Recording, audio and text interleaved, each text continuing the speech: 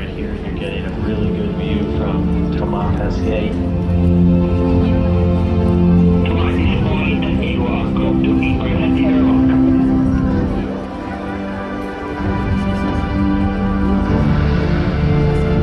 All of the primary tasks have been completed. Il y a le monde, regarde le film là-haut.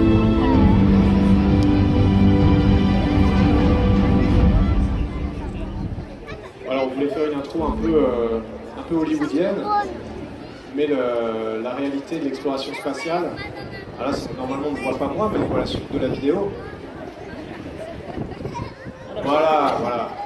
La réalité de l'exploration spatiale, d'être un astronaute, c'est plutôt ça. C'est plutôt d'être en cours, d'apprendre ces déclinaisons de russe. 7 ans on a mis pour s'entraîner, j'ai mis pour m'entraîner pour la première mission, donc c'est beaucoup de travail, assez loin des lumières et des scènes de la cité de l'espace. On fait des stages de survie, on se met dans des situations difficiles. Pourquoi pas parce qu'on espère qu'on va survivre à bord de la station spatiale, ni dans l'espace, mais plutôt pour le retour, parce que ça peut se passer parfois pas aussi bien qu'en théorie, on peut tomber assez loin du point d'impact si on a des problèmes au retour. Donc on s'est mis sous terre, on a appris à faire de la spéléologie pour former une équipe, pour se challenger, se mettre dans un environnement difficile. On s'est mis dans un environnement hivernal, en hiver, on tombait au milieu de l'hiver en Russie, donc on est allé passer 3 jours, 2 nuits par moins 25 degrés, ça crée des liens. On s'est mis aussi sous l'eau, on a simulé une mission d'exploration spatiale par 30 mètres de fond, avec un module dans lequel on est resté 9 jours au large des côtes de Floride, avec la NASA, les missions NIMO, et puis il a fallu aussi découvrir les conditions spéciales d'un vol en impesanteur. Et ça se fait pas très loin d'ici avec l'Airbus A300, 310 maintenant, 0G de chez Novespace pour faire des paraboles avec ma promotion d'astronaute européen. Pour la première fois, on a été recruté au niveau européen, 6 personnes, un Français donc, un Allemand, une Italienne, un Italien, un Danois et un Anglais. Donc ils forment la promotion en 2009, la classe 2009 des astronautes de l'ESA. Vous avez vu l'entraînement médical, on est responsable des procédures médicales à bord de la station. Si ça se passe mal, s'il y a un problème, il va falloir s'en sortir tout seul. Entraînement physique aussi, c'est difficile d'aller dans l'espace physiquement. Le décollage, l'atterrissage, tout ça, il faut pouvoir encaisser les accélérations, les G, les fameux G, comme des pilotes de chasse, de l'accès à l'espace et du retour. Il faut aussi préparer son corps à passer 200 jours, presque 200 jours en impesanteur. On sait qu'on perd de la masse musculaire, on perd de la masse osseuse, tout ça, ça se prépare sur Terre à raison de 2 heures de sport par jour. Il faut se préparer aussi au programme scientifique de la station spatiale. 200 jours dans l'espace et 200 expériences à peu près pour 6 membres d'équipage, donc c'est facile à retenir. Une cinquantaine européenne, 25 sous l'égide du CNES, juste à côté, de l'autre côté de la rocade. 7 qui ont été développés spécifiquement pour ma mission. Tout ça, il a fallu se préparer aux équipements, aux procédures et être capable de les réaliser. Il y a des gens qui ont bossé 10 ans, 20 ans sur des expériences, et il faut être capable de les mettre en œuvre à bord de la station spatiale. Entraînement aux sorties extravéhiculaires aussi. Alors vous savez, on sort de la station, pas juste pour le plaisir, même si on est très content de le faire, parce que c'est dangereux évidemment. Donc il y a un risque qui augmente, on y va pour réparer des équipements endommagés ou pour installer des nouveaux équipements. Et ça, on s'y entraîne en piscine à Houston. Il faut s'entraîner à piloter le vaisseau Soyuz. Ça ressemble à ma carrière d'avant, vous en avez un là de Soyuz. Ça ressemble à ma carrière de pilote, donc vous voyez, on est surveillé par une commission pas très souriante, mais tout ça finit toujours par des examens. Pilotage manuel du Soyuz, pilotage en équipage avec Oleg Novitsky et Peggy Whitson, mon équipage international. Il faut être capable de faire face à toutes les situations. Il a fallu aussi réaliser un scaphandre sur mesure. Vous voyez, le scaphandre, il est moulé, on voit le moulage de mon dos pour que le siège épouse parfaitement la forme du dos. Et ça, vous allez comprendre quand on voit les images de l'atterrissage, pourquoi c'est important que ce siège amortisse bien les chocs. Voilà, donc un programme très long, 7 ans. Vous voyez les pannes les plus dures au simulateur, le feu, la dépressurisation de la capsule. Il faut être prêt à faire face à n'importe quoi. Donc au bout de 7 ans, tout finit par des examens, vous voyez avec mon équipage, à la Cité des Étoiles. Donc on a beaucoup voyagé entre Houston, la Cité des Étoiles, Cologne, le Centre européen des astronautes, le Japon, le Canada. Et puis après une dépose de fleurs sur la plaque de Yuri Gagarin dans le mur du Kremlin à Moscou, qui est une tradition à laquelle tous les équipages qui partent vers la station internationale sacrifient. L'entraînement était terminé. On s'est ensuite retrouvé à Baïkonour et là tout s'est accéléré. Dernier test, vérification de la fusée, de l'équipement. On a dit au revoir à nos proches qui nous avaient accompagnés. l'atterrissage de cette fusée Soyouz et puis dans la nuit, décollage vers la Station Spatiale Internationale. Des sensations incroyables, écrasées par l'accélération de la pesanteur, la vibration du lanceur qui nous pousse vers l'espace, vers ce rêve d'enfant quelque part. 540 secondes avant d'arriver en croisière, ensuite 2 jours de vol et de phasage pour rejoindre la station spatiale, et puis finalement le SAS s'ouvre et on retrouve notre équipage pour le vrai début de la mission Proxima. Alors cet équipage, je vous le présente, on a parlé de Peggy Whitson, on a parlé d'Oleg Novitsky, cosmonaute russe, astronaute américaine, on avait aussi Shane Kimbrough de la NASA, Andrei Borisenko, Sergei Ryzhikov, et tous les 6, eh bien, on a commencé à réaliser la mission pour laquelle on a été envoyé dans l'espace. Alors l'ISS, vous le savez peut-être, c'est un laboratoire. C'est 2 choses. C'est un laboratoire scientifique et c'est une étape sur la route de l'exploration. Un laboratoire scientifique, pourquoi ? Eh bien parce qu'on réalise des expériences à bord qui sont impossibles à réaliser sur Terre. Alors c'est évident, quand on me voit ici travailler avec un système de positionnement relatif de satellites, ça on ne peut pas tester ça sur Terre. Vous voyez, ces sphères et flottes, ça nous servira sans doute un jour à nettoyer l'orbite basse terrestre, on l'espère, de tous ces déchets. L'ISS, c'est aussi une plateforme d'accès à l'espace. Et ça, c'est nouveau. Vous voyez ici, on a un SAS à bord de la station spatiale qui se trouve dans le laboratoire japonais, Kibo. Chaque pays participant a contribué à amener son matériel, sa technologie à bord de la station spatiale. Et ce SAS, avec lequel vous voyez travailler, il permet d'installer un lanceur de nanosatellites qui font la taille, allez, on va dire, d'un Rubik's Cube ou de 2 Rubik's Cube. Et ça permet quoi ? Ça permet de donner l'accès à l'espace à des gens qui ne pourraient pas y avoir accès, comme par exemple des PME, des startups, des entreprises. Vous voyez derrière moi le déploiement, parce que depuis la station spatiale de ces satellites, on en a déployé 36 pendant ma mission, pendant les 6 mois à bord. Exploration, on en a parlé, certaines expériences, elles ont pour but d'apprendre à l'homme à aller plus loin. Ici, je pilote à distance un robot qui lui est resté sur la Terre. Un jour, on pourrait imaginer, et d'ailleurs on le fait tous les jours au sein de l'Agence spatiale européenne, d'avoir une station en orbite lunaire, par exemple, et de contrôler des rovers sur le sol martien. Il y a des expériences scientifiques qu'on débute plus directement liées à la vie sur Terre. Et là, vous voyez travailler avec des cellules souches de cœur humain. C'est un peu étonnant, mais on s'est rendu compte que les cellules souches ne réagissent pas de la même manière à bord de la station spatiale. On veut étudier ça, les scientifiques veulent en savoir plus. Ça va leur permettre d'augmenter leurs connaissances. Peut-être un jour, on pourra utiliser ces cellules souches de manière un peu plus développée. En tout cas, on pourra dire que ce sera grâce à la recherche qu'on a fait nous à bord de la station spatiale. Vous voyez, une journée à bord de la station, ça se passe un peu comme ça. Ça commence très tôt le matin à 7h30, ça finit à 19h30. Et toute la journée, on enchaîne des expériences scientifiques dans tous les domaines. On a parlé ici de biologie. Peggy Whitson, elle est thèse en biochimie, donc c'était sa spécialité. Et moi, je l'aide de mon mieux, au mieux de mes connaissances. On fait aussi de la science des matériaux, on fait de la médecine, on fait de la biologie, on fait des sciences fondamentales, on étudie l'univers aussi depuis la station spatiale. On cherche de la matière noire, par exemple, avec le spectromètre AMS qui est installé à l'extérieur. Donc un programme extrêmement divers. Moi, je n'ai pas vu le temps passer pendant 200 jours. Et vous voyez, alors, je ne sais pas si on voit bien sur les images, mais il y a énormément d'installations scientifiques. C'est un véritable laboratoire. Un laboratoire dans plein de domaines. Nous, à bord de la station spatiale, la maison de l'Europe, de l'Agence spatiale européenne, c'est le laboratoire Columbus. Je ne sais pas si vous avez l'occasion de visiter l'exposition, mais c'est assez bien fait. Le laboratoire Columbus qui est à l'avant, à droite de la station spatiale. Alors à l'avant, c'est là où on a le plus de chances d'être frappé par des micrométéorites. Donc il y a les Européens et les Japonais. Et les Russes, eux, ne sont pas fous, sont mis tout à l'arrière de la station spatiale. On voit, alors ici on voit ou on ne voit pas, je ne sais pas, mais on voit qu'on a pour conserver les échantillons, on a des congélateurs à bord de la station spatiale et vous voyez les échantillons, il faut faire attention parce que quand on travaille en apesanteur, il faut un peu changer sa manière de travailler. C'est sûr que si on pose un stylo à un endroit, on n'a aucune chance de le retrouver. La ventilation va s'en emparer, parfois on cherche des choses pendant 2-3 mois. On parlait de Columbus, la maison de l'Europe dans la station spatiale. Vous voyez ici, j'avais mis mon petit drapeau français que m'avait remis le président de la République. On voit travailler sur une expérience de physiologie qui était contrôlée depuis le CNES ici, à un jet de pierre d'ici. Cette expérience s'appelle MARES et elle étudiait finement l'atrophie musculaire des astronautes à bord. On sait qu'on perd de la masse musculaire parce qu'on ne se sert pas de ces muscles, pas besoin de se tenir droit, de se tenir debout. En étudiant ça finement, d'en sait beaucoup plus sur la composition des muscles, on peut aider à traiter des maladies sur Terre comme les myopathies. Alors ça, c'est pas forcément très agréable pour nous, parce que ça consistait à recevoir beaucoup d'électrochocs dans la jambe, à faire des séries d'efforts maximaux avec la jambe droite, et à le répéter encore. mais encore et encore, pardon. Mais c'est pour ça qu'on nous envoie, c'est pour ça qu'on envoie des astronautes. Ça fait partie du métier. Il faut souffrir pour la science.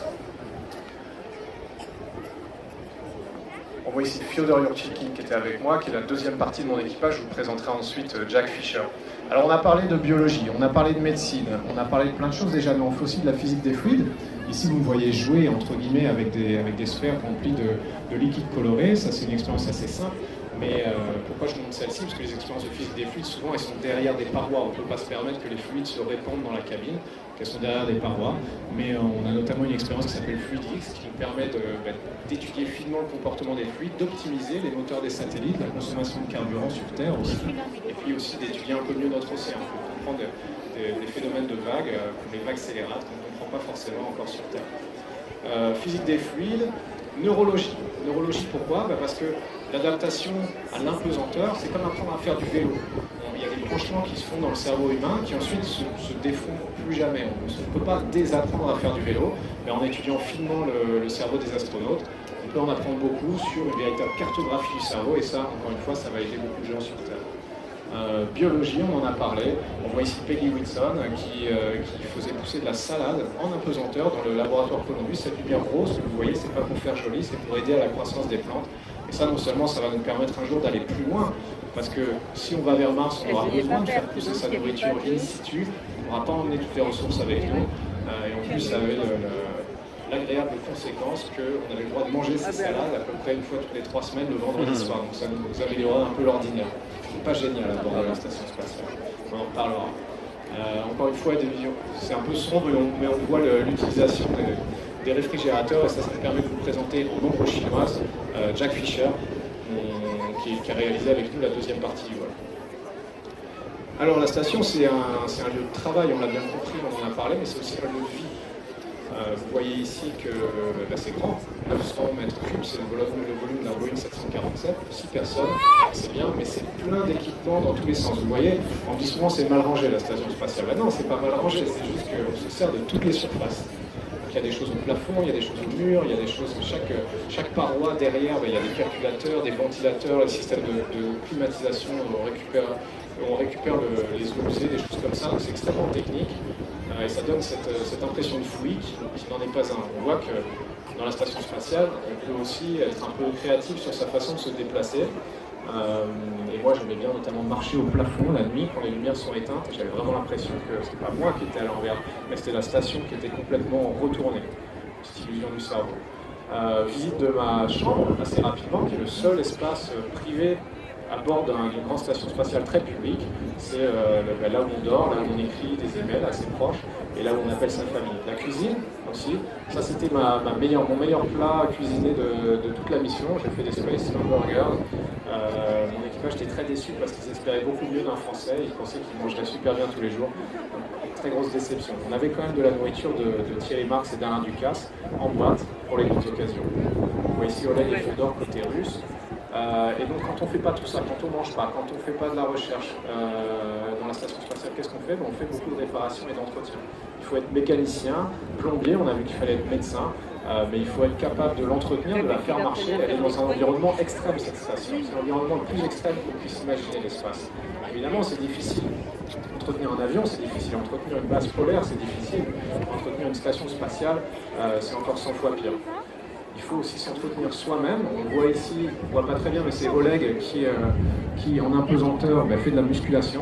On a parlé de 2 heures de sport sur Terre, on fait aussi 2 heures et demie de sport à bord de la station. On a un tapis roulant, un vélo d'appartement, une machine de musculation qui s'appelle Airhead, et dont je démontre ici l'usage, qui a le grand intérêt d'être juste au-dessus de la cupola. Vous voyez faire des séances de squat, ce qu'on fait tous les jours pour renforcer les muscles des jambes.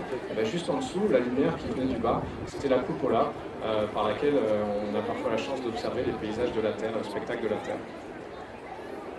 On a des activités d'éducation aussi à bord de la station spatiale. On se sert de, moi j'ai enregistré des messages pour les écoles, on a fait des expériences avec les écoles, on a essayé de se servir de cette expérience-là pour parler aussi aux plus jeunes et dire, regardez, la science c'est super, il y a énormément de choses à faire, suivez-nous et essayez vous aussi de devenir astronaute. C'est comme ça qu'on atteint les étoiles.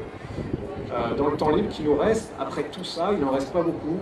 Mais le dimanche ou parfois en soirée, moi j'ai eu la chance notamment de jouer du saxophone. Alors vous pouvez être reconnaissant qu'on ait coupé le son sur cette séquence-là de la vidéo, parce que mes camarades s'en souviennent encore. Mais voilà, moi j'ai eu la chance d'avoir mon saxophone qui est arrivé pour mon anniversaire dans la station spatiale une semaine avant et que mes collègues m'avaient caché pour me remettre le jour de mon anniversaire. On recrée une petite ambiance de famille en fait. C'est comme être dans un gros bateau qui est lancé pour un voyage interminable à travers la mer. Voilà, donc saxophone de temps en temps, mais vraiment, ce qui occupe le plus les astronautes dans leur temps libre, c'est de regarder par la fenêtre. Une vidéo comme ça, des photos, ça ne fait pas justice au spectacle de la Terre. Moi, la première fois que je l'ai vu, je me suis rendu compte que la Terre elle brille, elle scintille. Le bleu de la Terre, c'est pas seulement une couleur, c'est aussi une lumière. C'est la réflexion des rayons sur le bleu de la Terre et sur la mince couche de l'atmosphère qui fait qu'elle luit dans la nuit, et ça, c'est très impressionnant. J'ai passé pas mal de temps, le dimanche, le soir, dans la cupola, à essayer de prendre en photo ce spectacle-là, à essayer de montrer à quel point c'est beau, mais aussi à quel point c'est fragile. Ça, je l'ai dit, mais ça ne me dérange pas de le répéter.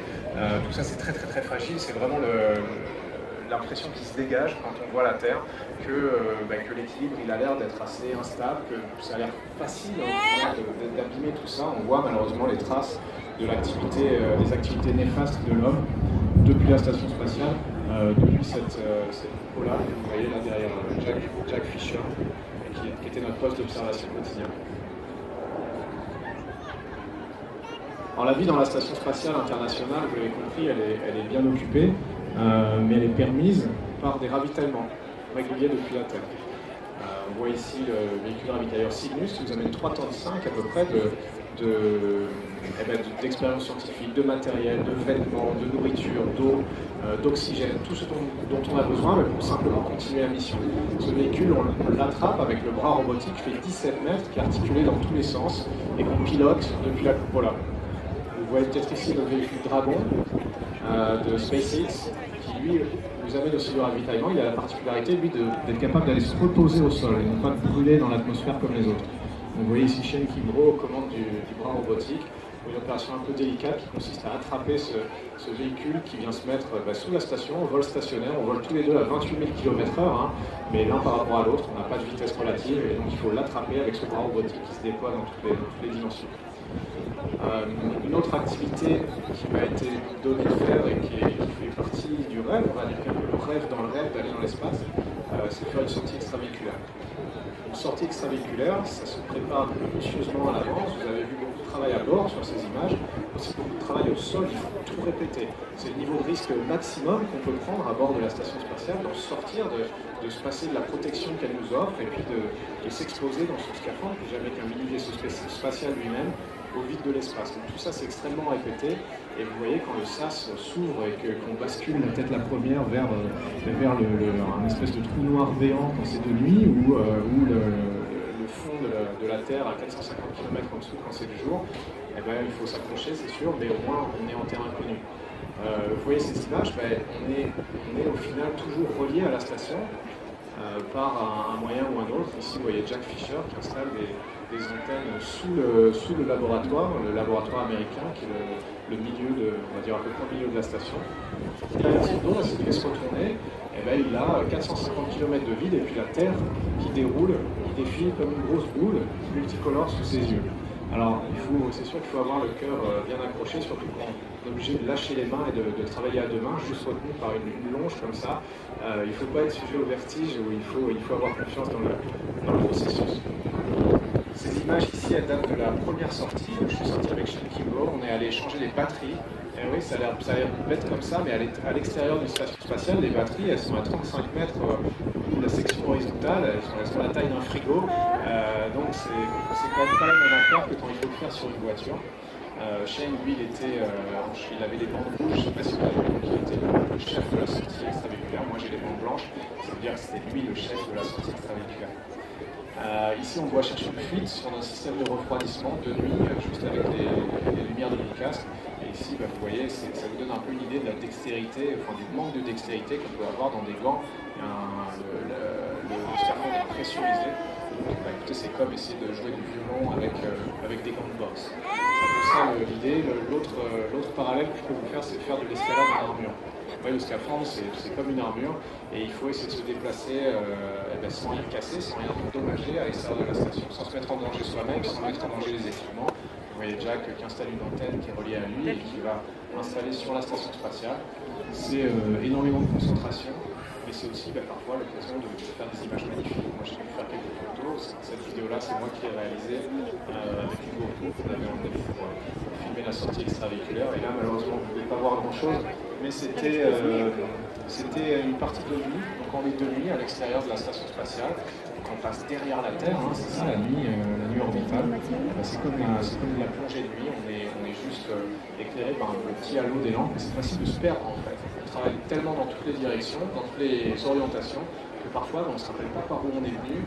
Parfois la station spatiale ça devient un labyrinthe un peu complexe, et puis la seule chose qui va nous orienter dans le bon sens, c'est le petit fil d'Ariane qui est lui accroché au sas de sortie. Voilà, donc tout ça c'était. Ça nous a bien occupé pendant 200 jours, mais il a été temps de retrouver la planète. Sentiment un peu spécial parce que évidemment j'avais pas envie de partir, mais d'un autre côté j'étais heureux de retrouver les miens.